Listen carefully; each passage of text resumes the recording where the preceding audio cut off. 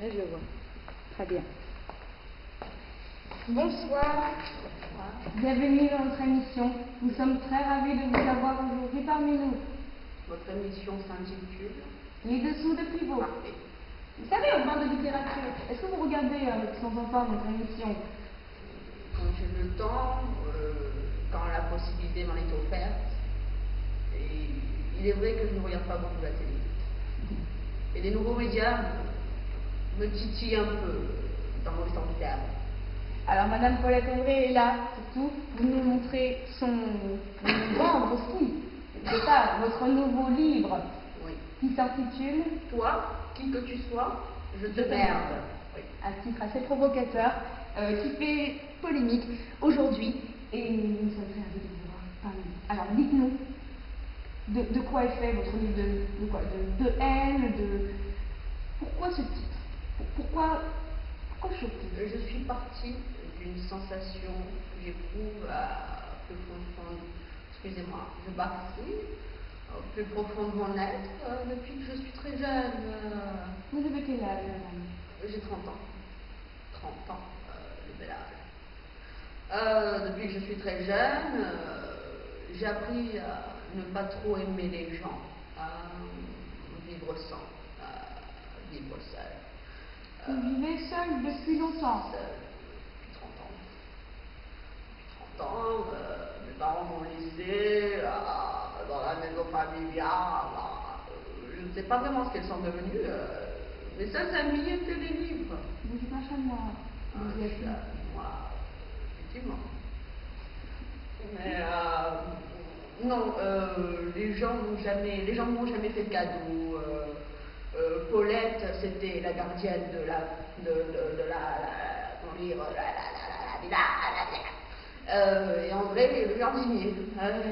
Vu que l'on n'allait pas m'appeler Joanno, on m'a appelé Paulette André.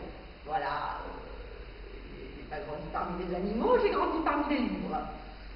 Les livres m'ont soutenu, les livres m'ont aidé. Les gens se moquaient de moi. Problème de capillaire, la vue défaillante parfois. Voilà. On m'a raconté une anecdote sur vous, madame.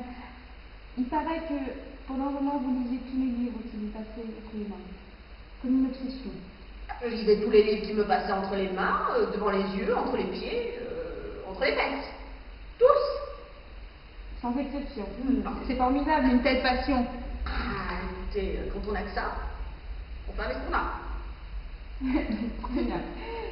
Donc, votre nouveau livre, qui s'intitule Toi, qui que tu sois, je te merde. Je te merde. Et aujourd'hui en vente dans toutes les librairies, dans toutes les bibliothèques. Édition limitée aussi. Non, édition Faites-moi chion. Excusez-moi, édition Faites-moi chion. Faites-moi chion, Vous êtes très fidèle à cette oui, j'adore. J'adore, ils pensent comme moi. Ils pensent comme moi. Est-ce qu'il y a quelque chose, un bonus dans cette édition, justement, dans cette collection? Oui, il y a une corde. Ah, en même temps, ce serait vraiment pour la fin du livre, on va laisser les gens le lire, puisqu'ensuite ce sera la finalité du livre en fait. En principe, lorsqu'on lit mon livre, à la fin, on se pend. On se pend, et ça soulage. Ça soulage. Non! Non! Non! Excusez-moi, je ne voulais pas vous offenser, c'est quand même terrible de donner la mort à vos lecteurs. C'est une vision, on s'en fait un moi. Les gens. J'aime pas les gens. Mais écoutez, madame, je suis quand même un petit peu bouleversée par ce que vous dites aujourd'hui. Il y a des fans. Écoutez-moi, cher ami. Je ne suis pas ici pour faire du bénévolat humain. On m'a demandé de venir pour m'exprimer sur un ouvrage que j'ai fait avec amour, car l'amour, je n'en éprouve que pour ça. Mais j'avais envie de passer un message à tous ces gens que je ne vois jamais, car je ne sors jamais, et je n'ai pas envie de sortir d'ailleurs. Je ne les aime pas. Je ne les aime pas. S'ils apprécient ça, c'est tant mieux pour eux. Je ne les aime pas. Dans ces cas-là, si la lecture de cet ouvrage leur permet d'ouvrir les yeux sur ce qu'ils sont réellement, leur donne envie de se pendre, je n'y peux rien. Je les aide à le faire. N'est-ce pas? C'est une façon de voir les choses. C'est une façon. Il y en a d'autres, certes, ce ne sont pas les miennes. Voilà. Mis à part ça, tout va bien. Très bien.